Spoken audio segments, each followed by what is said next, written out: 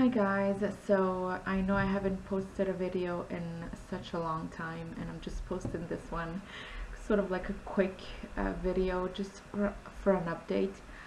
Uh, the reason I haven't posted it's because, as you may have read in the title of my video, I suffered another miscarriage.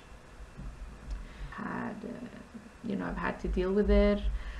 I've had to mourn. I've had to, accept the fact that it happened again.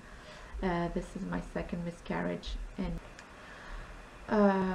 so basically, this pregnancy was the result of my first in vitro. It was a success, and we were so happy.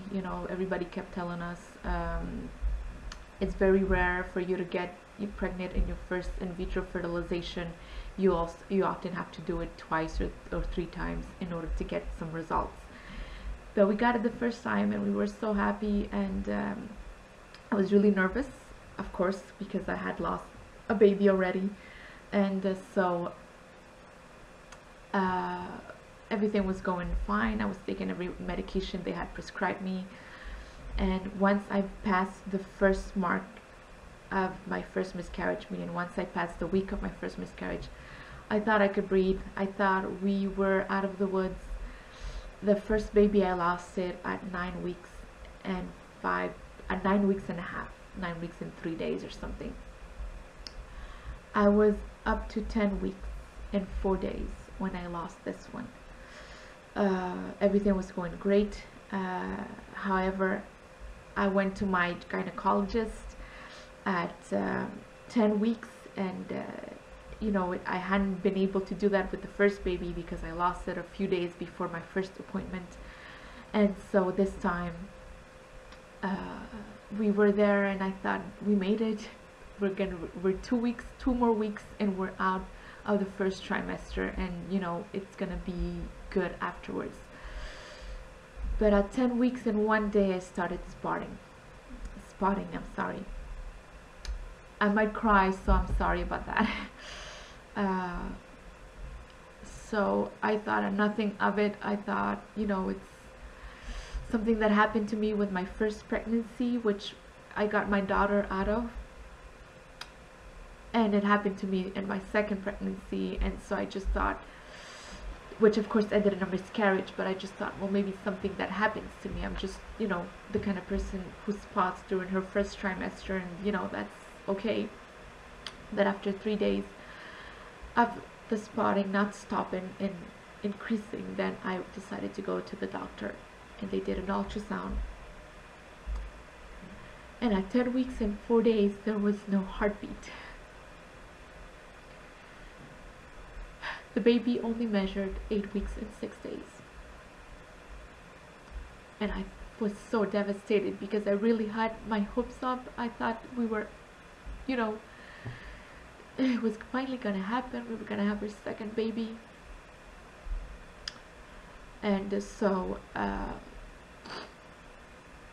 I didn't believe it when he told me that there was no heartbeat. I thought maybe he's not looking well. Maybe he's has like a million other patients to see. He just wants to get this over with.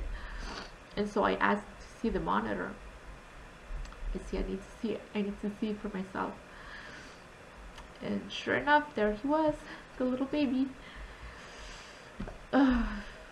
with no heartbeat. And so he walked out of the room and he said, "Come and see me in my office.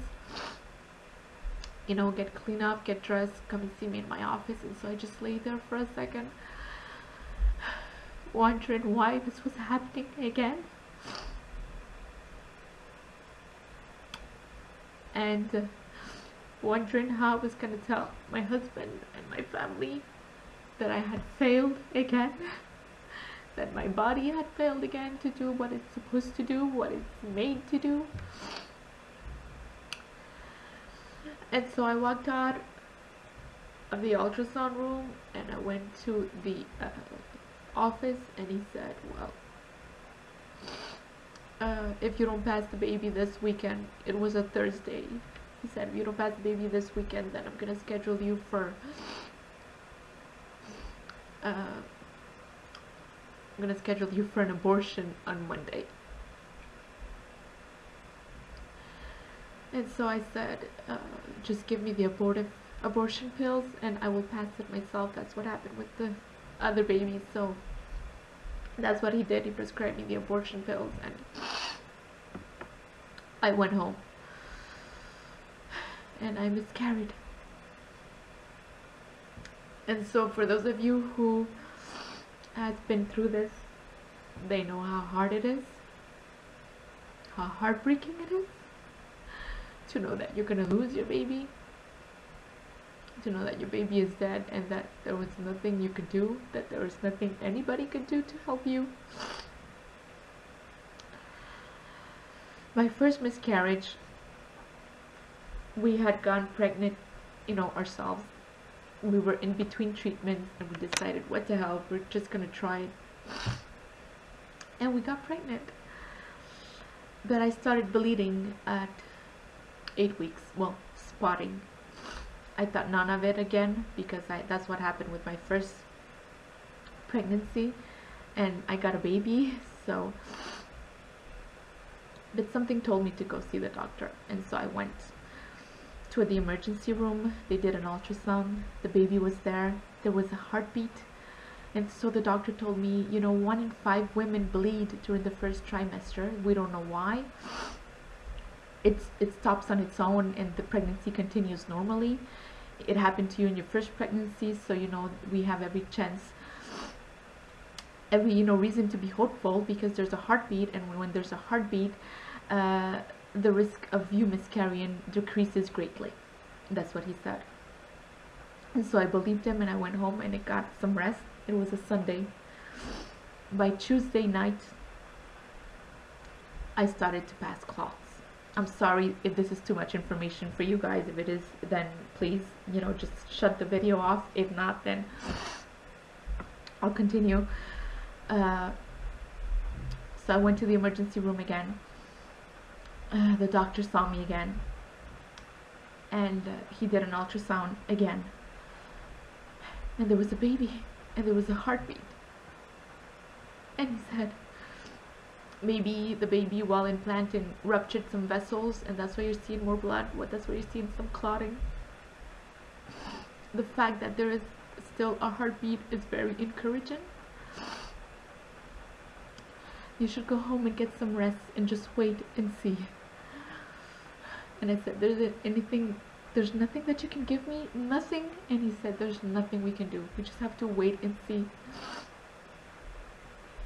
This could be normal for you. This could be,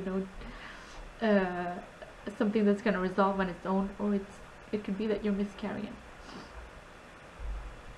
There was still a heartbeat, so I was hopeful. I went home. I got some rest.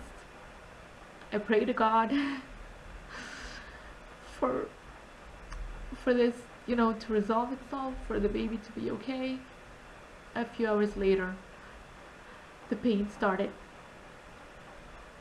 And I had labor pains all day and all night. For those of you who haven't miscarried, if you miscarry naturally at home, it's just like you're in labor. The pains are not as great, but they are painful. And so I went back to the hospital, to a different hospital this time. I told them what had happened. I had the baby with me. I asked them if they could analyze it to see what went wrong. And they said they said they don't usually do that. That test is usually done after you've lost 3 babies. And so they took the baby away to make sure that everything had passed.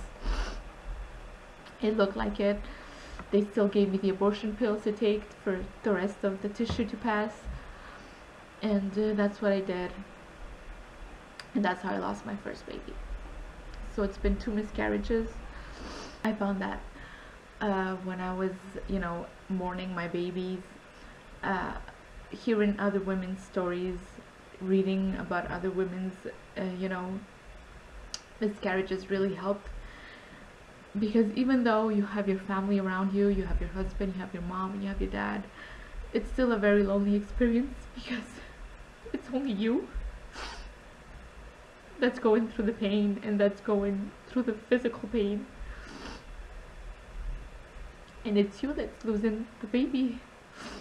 You already had a connection with that baby sooner than any of them did, and so to lose that, it hurts you more than it does them, because they don't really have a connection to the baby. They just saw the positive test. They just saw the fact that your body started changing, but they didn't really see you with a big belly, or they didn't. It's not the same. And so I would recommend, if you're going through this right now, to read about it, to read stories if it helps you, to watch videos of women who've been through the same thing, because it really helped me not feel alone. And it's more common than you think. It is. It's more common than you think. And it doesn't only happen to old women or to women in my age. I'm in my 30s. It happens to very young women as well. And unfortunately, there's not always an explanation. Apparently, it's a normal part of reproducing yourself, of having children. Sometimes you have some, sometimes you lose some. So that's it. That's my update. So that's why I haven't been posting all these months. It's because I've been recovering from that. I've been mourning. I've been spending some time with myself and praying, and spending some time with my kid, and recovering to make sure to continue, because I'm still gonna continue. It's hard to go on after you've lost two. It's hard because it's hard to get motivated. It's hard to have faith and to have hope again, but I do. And I'm still fairly young. I'm not that old, so I still have a good few years in me to be able to have my second child. So I'm not gonna give up. I'm gonna keep on going, because that's what I want. Not only for me, I want a sibling for my daughter who's growing up. She's almost 6 now. 6, I'm sorry, now. And she's grown up all these years without a little brother or sister, and I know that she wants one, because sometimes she says it's, when she goes to her cousin's house, it's fun to have a little, play partner. Anyway, I'm just rambling now. That's it. I'm sorry for the long video, but I just wanted to do a quick update. Hopefully the next video will be good news. So that's it, guys. I hope you guys had a lovely holidays, and I wish you all happy new year and a lot of love and happiness, and above all health. And I wish that to all you women conceiving or trying to conceive, I hope that it happens this year for you guys, that your baby comes this year. So I'll be seeing you soon. Bye, guys.